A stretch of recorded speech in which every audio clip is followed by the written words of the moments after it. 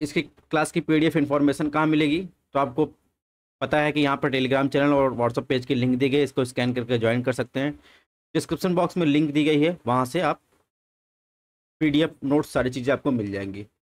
इसके अलावा जो हमारी क्लासेस हैं वो उसमें देखेंगे तो 2011 से लेकर अभी हम कहाँ हैं, अभी हम देखें तो यहाँ पर है एपिसोड 6 पे है। ठीक है, इसमें 2015 तक के क्वेश्चन हम लोग सॉल्व करेंगे।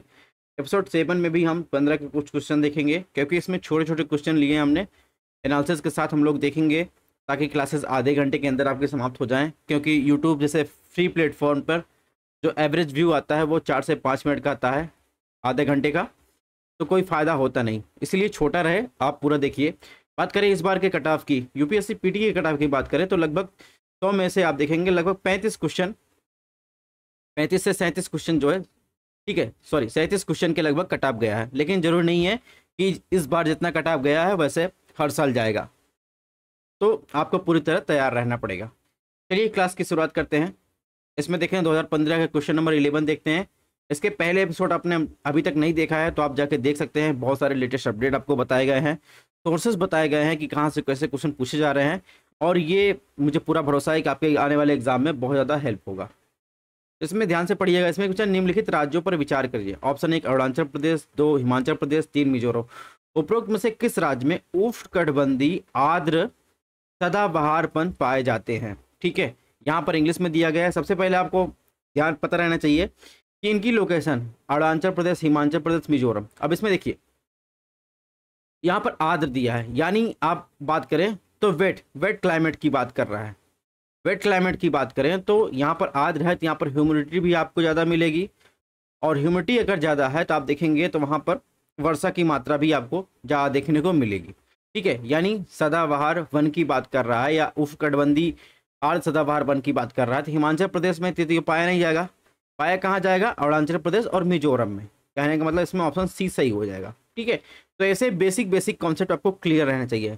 इसमें देखिए आर्द्र की बात कर रहा है, ऐसे कभी कभी आपसे पूछा जाता है शुष्क, कहीं कहीं आपको शुष्क जलवायु प्रदेश, शुष्क क्लाइमेट की बात करता है। ठीक है, शुष्क मिट्टी की बात करता है, तो आपको ध्यान रखना है जब भी शुष्क की बात करें यानी ड्राई की बात करें तो ड्राई आप देखिए कहाँ ड्राई, आपका स्किन ड्राई कब होता है? ठंडियों में होता है। ठीक है, यानी कोल्ड रीजन का संबंध किससे? शुष्क से है। ठीक है, वेट रीजन का संबंध आप देखेंगे कहाँ से है? ये हॉट क्लाइमेट से बात करें या, ठीक है, यहाँ पर वेट क्लाइमेट आपको देखने को मिलेगा। ठीक है, तो इससे आपको ध्यान रखना है, कभी आप इस वर्ड से कंफ्यूज मत होइए। शुष्क का मतलब यहाँ पर डेजर्ट रीजन नहीं होता है। ठीक है, डेजर्ट रीजन जहाँ से पानी की कमी हो वहाँ शुष्क क्लाइमेट उसको नहीं कहते हैं। ठीक है, शुष्क का संबंध अगर ज्योग्राफी के संदर्भ में आता है, आपको ध्यान रखना है ये ड्राई रीजन यानी आप बात करें कोल्ड रीजन की बात कर रहा है। ठीक है, तो ऐसे शब्दों को आपको ध्यान रखना है।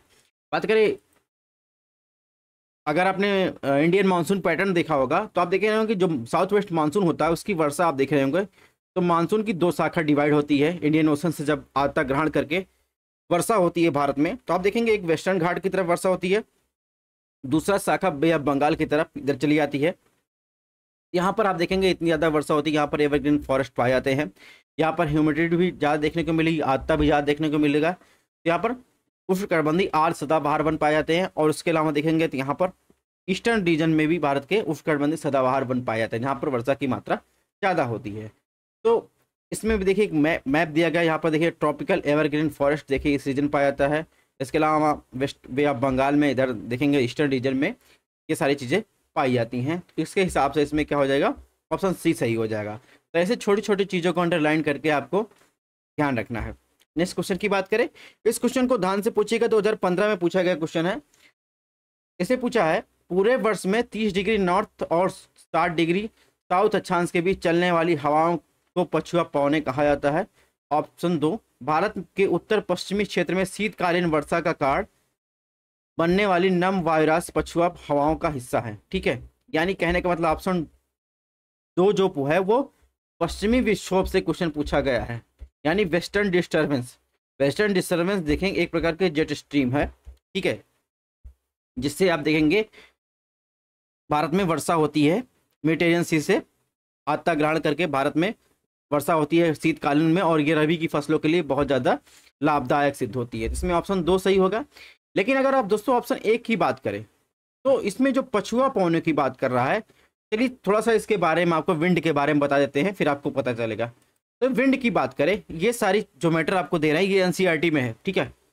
और ये देखेंगे क्लास 10th की एनसीईआरटी में आपको मिल जाएगा। तो इसमें देखिए विंड जो होता है, विंड क्या होता है, हाई प्रेशर से लो प्रेशर की ओर वायु की गति को क्या कहते हैं, विंड या पवन कहते हैं। इसको 3 भागों में डिवाइड करते हैं। पहला, एक होती है अस्थाई यानी परमानेंट या प्लानिटरी विंड, जिसके बारे में जैसे व्यापारी पौने हो गई, पश्चिमी हवाएं हो गई, पूर्वी हवाएं हो गई, ये सब क्या है, ये प्लानिटरी विंड है या परमानेंट विंड है। ये क्या होती है, जो पूरे वर्ष एक विशेष दिशा में लगातार चलती रहती हैं। इसका आंसर आपको मिल गया, ठीक है। लेकिन इसमें क्या कहा है, इसमें 30 डिग्री से 60 डिग्री अक्षांश के बीच चलने वाली हवाओं को पछुआ पौने कहते हैं। लेकिन आप देखेंगे वेस्टर्लीज की बात करें तो आप देखेंगे 30 डिग्री नॉर्थ से 60 डिग्री नॉर्थ और 30 डिग्री साउथ से 60 डिग्री साउथ के बीच क्या चलती है, वेस्टर्लीज चलती है, ठीक है, पछुआ पौने चलती है। इसमें ऑप्शन 1 जो हो जाएगा गलत हो जाएगा। इसमें 30 डिग्री नॉर्थ और 60 डिग्री साउथ के बीच चलने वाली पौनों की बात कर रहा है, ठीक है। तो इसमें ऑप्शन 1 गलत हो जाएगा, यानी ऑप्शन बी सही है। हालांकि हम लोग पहले पूरा एनालिसिस देख लेते हैं इसमें क्या है। तो ये तो बात हो गई परमानेंट विंड या प्लानिटरी विंड की बात हो गई। दूसरा जो टाइप होता है विंड का वो होता है सीजनल विंड, यानी ये अलग अलग मौसम में अपनी दिशा बदलती रहे। जैसे मानसून, भारतीय मानसून, साउथ वेस्ट मानसून हो गया, नॉर्थ ईस्टर्न मानसून हो गया, ठीक है। तो ये से क्या कहते हैं, मौसमी हवाएं कहते हैं।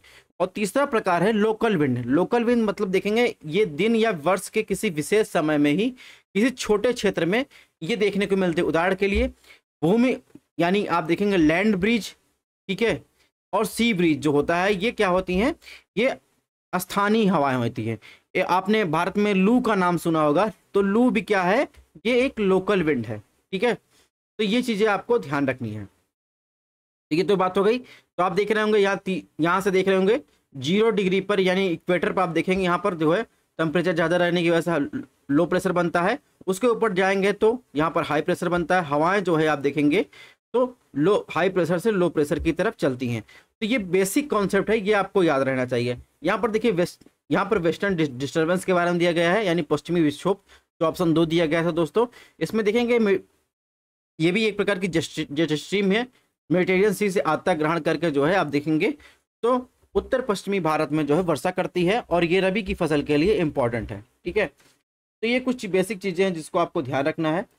इसके अलावा इसमें क्या दिया गया है, इसमें देखिए हवाएं जो होती हैं, हवाएं हमेशा सीधी चलती हैं, लेकिन जो उसमें विक्षोभ आता है, यानी हवाओं की दिशा को जो परिवर्तन होता है, वो कोरियालिस बल के कारण होता है। कोरियालिस बल किसके कारण उत्पन्न होता है, पृथ्वी के घूर्णन के कारण। पृथ्वी देखेंगे तो पश्चिम से पूर्व की ओर गति करती है, उसके कारण क्या होता है, कोरियालिस बल उत्पन्न होता है, जिसके कारण हवाएं जो हैं क्या होती हैं, डिफ्लेक्ट हो जाती हैं, ठीक है। अब यहाँ पर देखिए नॉर्थ ईस्टर्न विंड, यानी आप देखेंगे तो ईस्ट की तरफ से विंड आ रही है। दूसरा देखेंगे तो यहाँ पर इक्वेटर, अगर बात करें पृथ्वी को 2 बराबर भाग, इधर नॉर्थ हेमिस्फीयर इधर साउथ हेमिस्फीयर हो जाएगा। तो एक तो नॉर्थ ईस्टर्न यानी पूर्व की तरफ हवाएं चली, और दूसरा नॉर्थ की तरफ आ रही हैं, तो इसे इसीलिए नॉर्थ ईस्टर्न ट्रेड विंड कहा जाता है। इधर देखेंगे तो इधर देखेंगे साउथ वेस्टर्लीज कहा जाता है, ठीक है। तो ऐसे देखेंगे साउथ की तरफ हवाएं आ रही, तो ऐसे डिवाइड किया जाता है। इन नामों को भी आपको ध्यान रख, बेसिक चीजें हैं जिसको आपको ध्यान देना चाहिए। अब यहाँ पर देखिए एक तो आपको पता चल जाएगा हवाएं का डिफ्लेक्शन, यानी जो हवाओं की जो दिशा होती है उनमें विक्षोभ कैसे आता है, तो देखेंगे तो परिवर्तन कैसे आता है, तो वो कोरियालिस बल के कारण आता है। और यहाँ पर प्रेशर ग्रेडियंट फोर्स दिया है। प्रेशर ग्रेडियंट फोर्स आप देखेंगे तो जैसे जैसे हवाएं हाई प्रेशर से लो प्रेशर की तरफ जाती हैं, देखिए, यानी तो वैसे आप देखेंगे प्रेशर ग्रेडियंट फोर्स का मान दिया है कम होता जाता है, ठीक है। इसके बारे में डिटेल में कभी क्लास लेंगे, और इतना आपको बेसिक चीजें आपको ध्यान एग्जाम के लिए आपके लिए इंपॉर्टेंट है। इसके अलावा आपको क्या ध्यान रखना है, इसमें आप देख रहे होंगे कि पूरा अगर पृथ्वी को 2 बराबर भागों में बांट दें, तो इसमें जो साउथ हेमिस्फीयर है यहाँ पर आप देखेंगे तो यहाँ पर लैंड कम है नॉर्थ हेमिस्फीयर की अपेक्षा, इसीलिए 40 से 60 डिग्री अक्षांश के बीच आप देखेंगे तो इनको अलग अलग नामों से जाना जाता है, ठीक है। यहाँ पर आप देखेंगे पश्चिमी हवाएं अधिक मजबूत आपको देखने को मिलेगी, ठीक है। तो इसे फोर्टिस कहते हैं, फ्यूरियस फिक्टिस कहते हैं, सिकिंग सिक्टिस कहते हैं, अलग अलग नामों से रूप में जाना जाता है, ठीक है। तो ये चीज़ें भी आपको ध्यान रखना है। और जब लोकल विंड की बात कर रहे थे तो इसमें अलग अलग विश्व के अलग अलग स्थानों पर अलग अलग नामों जाना जाता है। जैसे बात है चिनूक की बात करें, ठीक है, इधर देखें तो इधर यहाँ पर सिराको आ जाइए, हरमट्टन, खमसिन, ठीक है, हबूब, पॉन, मिस्टल, पोर, ठीक है, ये चीज़ें आपको, या ब्रिक फीडर, ठीक है, तो ये इनका आपको ध्यान रखना चाहिए किस देश में कौन सी हवाएं बहती हैं। यहाँ पर देखिए टोटल लिस्ट दी गई है। यानी चिनूक क्या है, चिनूक को जो है आइस ईटर कहते हैं। ये देखेंगे तो रॉकीज रीजन में आप देखेंगे तो यूएसए में आपको देखने को मिलेगा। ये क्या है, गर्म और शुष्क हवा है। ऐसे फॉन की बात करें, फॉन भी एक गर्म शुष्क हवा है, आल्प्स रीजन में यूरोप में आपको देखने को मिलेगा। खमसिन की बात करें, ये भी एक हॉट लोकल विंड है, ये मिस्र में आपको देखने को मिलेगा। सिराको की बात करें, ये भी एक हॉट वेट विंड है, ये सहारा और भूमध्य सागर के आसपास देखने को मिलेगा। ऐसे यहाँ पर सारी चीज़ें डिटेल में दी गई हैं, इनको आपको देख लेना है कि कौन सी लोकल विंड आपको किस देश में देखने को मिलती है। इससे क्वेश्चन पूछे जाते हैं। सपोज इसमें ना पूछा गया, आपको स्टेट का एग्जाम दे रहे हैं तो उसमें पूछ लिया जाएगा, इसलिए आपको ये चीज़ें तैयार रखनी है। नेक्स्ट क्वेश्चन की बात करें दोस्तों, इसमें ध्यान से पढ़िएगा, भारत में निम्नलिखित किस प्रकार के वनों में सागौन की प्रमुख वृक्ष प्रजातियां पाई जाती हैं। सागौन मतलब एक, इसको टीक भी कहते हैं और हिंदी में क्या कहते हैं, सागौन कहते हैं। ऑप्शन 1 उष्णकटिबंधीय नम पर्णपाती वन, बी उष्णकटिबंधीय वर्षा वन, सी उष्णकटिबंधीय कांटेदार झाड़ियां वन, डी घास के मैदान के साथ शीतोष्ण वन। तब सबसे पहले सागौन टीक की बात करें तो सागौन के बारे में आप देखा होगा, अगर आप मैदानी इलाकों में भी रहे होंगे तो लोग जो है जिनके पास खेत होता है और ऐसे पड़ती होता है तो वहाँ पर देखेंगे सागौन के पेड़ लगा देते हैं, ठीक है, और बहुत लंबा टाइम लेता है ये तैयार होने में। तो ये क्या है, एक पर्णपाती यानी एक पतझड़ का पेड़ है, ठीक है। जब पतझड़ का मौसम आता है तो ये पत्नी पत्तियां गिरा देता है। तो इसके हिसाब से देखेंगे तो क्या है, एक उष्णकटिबंधीय नम्र पर्णपाती वन है, यानी ऑप्शन ए सही हो जाएगा।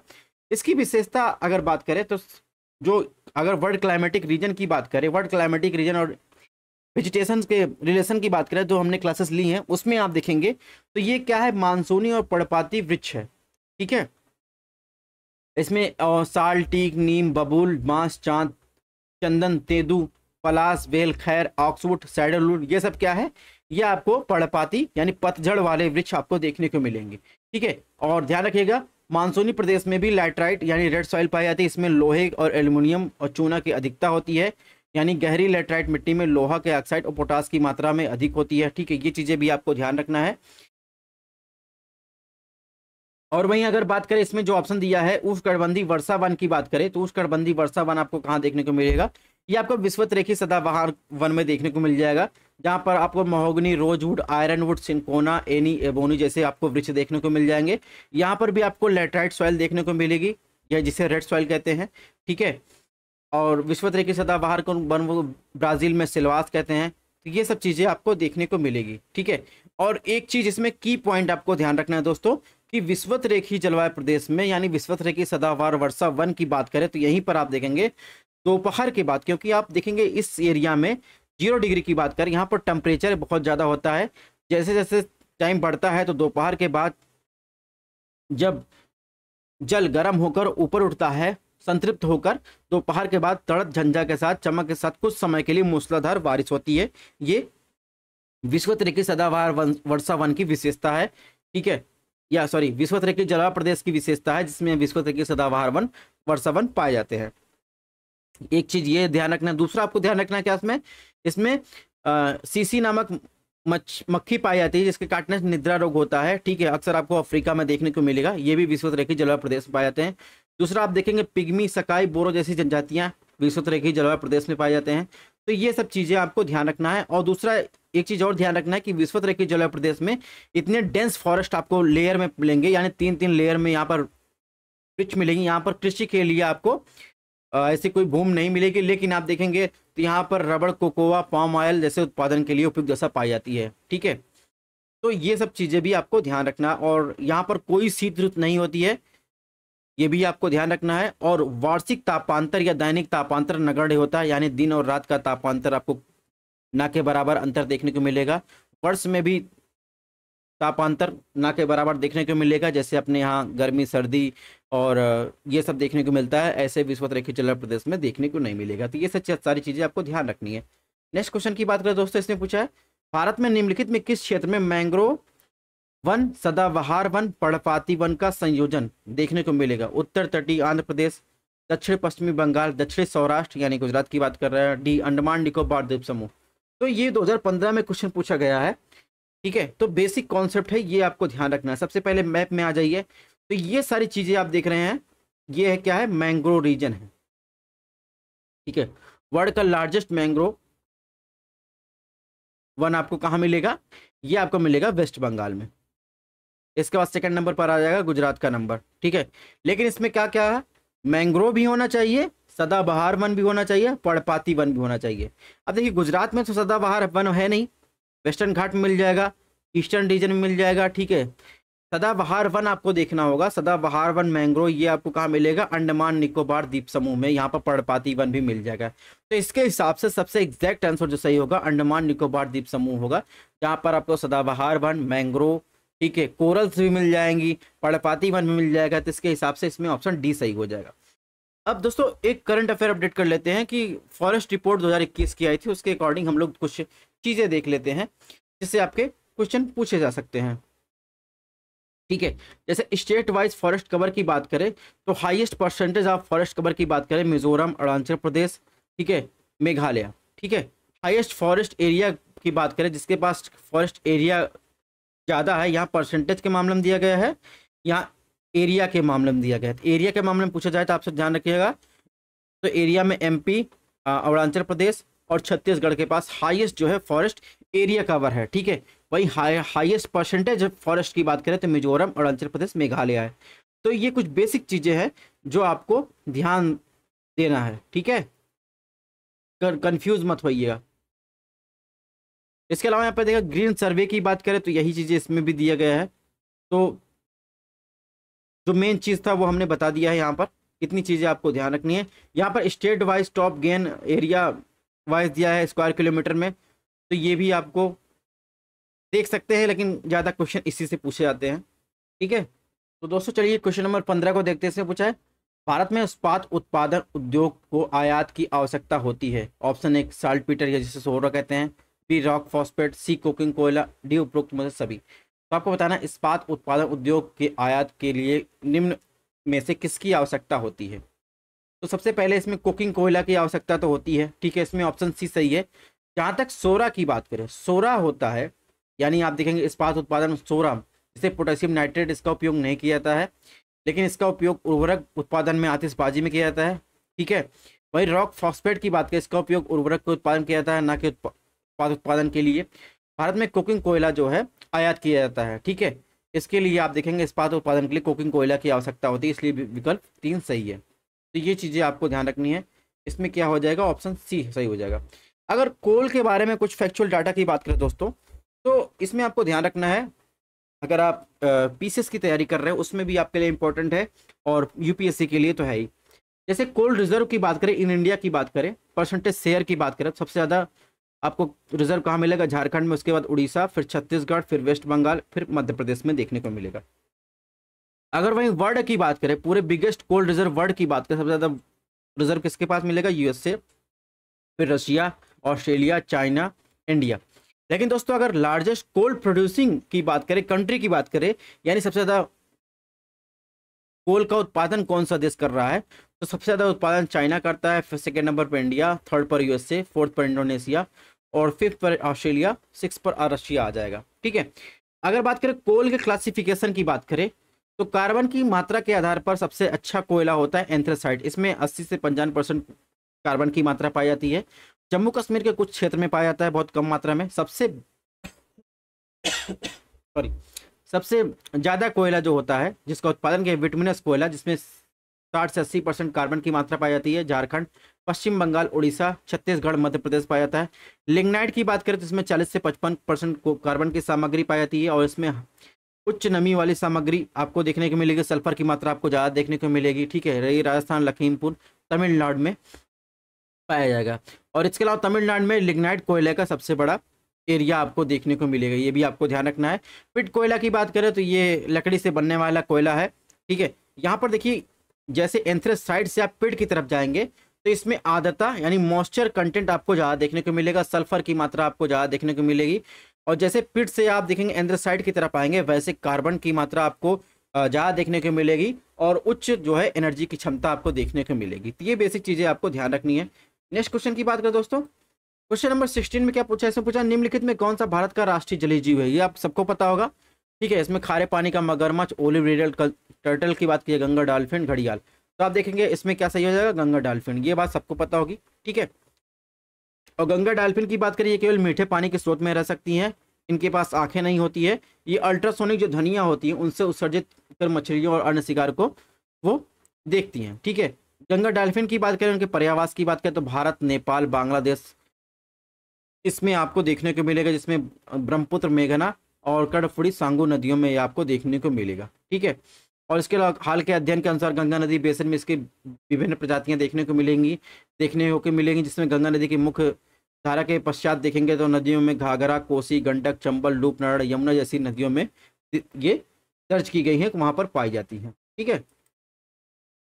प्रोजेक्ट डॉल्फिन की बात करें तो प्रधानमंत्री ने स्वतंत्रता दिवस 2020 पर देखेंगे दिए गए भाषण में अपने प्रोजेक्ट डॉल्फिन को लॉन्च किया था। तो ये भी आपको ध्यान रखना है। भारत सरकार ने 2009 में से राष्ट्रीय जलीय जीव घोषित किया था। असम का राज्य जलीय पशु भी है। तो ये चीज़ें आपको ध्यान रखनी है। कुछ और प्रोजेक्ट की बात कर लेते हैं, जैसे अगर बात करें तो प्रोजेक्ट एलिफेंट की बात करें तो मिनिस्ट्री ऑफ एनवायरनमेंट ने इसे 1991-92 में लॉन्च किया था। प्रोजेक्ट टाइगर की बात करें 1973 से लॉन्च किया गया है, ठीक है। और अगर रिजर्व की बात करें, रिजर्व हाईएस्ट टाइगर पॉपुलेशन की बात करें, सबसे ज़्यादा हाईएस्ट आपको कहाँ मिलेगा, जिम कॉर्बेट में। उसके बाद बांदीपुर कर्नाटका में मिलेगा और नागरहोल कर्नाटका में तीसरे नंबर पर है, ठीक है। बांधवगढ़ एमपी और दुधवा में यूपी में। यानी ये है हाईएस्ट जो है रिजर्व जो आपको देखने को मिलेगा टाइगर पॉपुलेशन का, ठीक है। तो ये चीज़ें भी आपको ध्यान रखनी है। नेक्स्ट क्वेश्चन की बात करें दोस्तों, क्वेश्चन नंबर 17 पूछा है, भारत के एक विशेष क्षेत्र में स्थानीय लोग जीवित पेड़ों की जड़ों को नदियों पर मजबूत पुल बनाने के लिए प्रशिक्षित करते हैं। जैसे जैसे समय बीतता है ये पुल मजबूत होते जाते हैं, जिन्हें लिविंग रूट ब्रिज कहते हैं, ठीक है। तो आपको पता है किस राज्य में स्थित है, ये सबको पता है। लिविंग रूट ब्रिज आपको कहाँ मिलेगा, ये मेघालय में आपको देखने को मिलेगा। तो ये चीज़ें भी आपको ध्यान रखनी चाहिए। ऐसे होते हैं लिविंग रूट ब्रिज, ठीक है।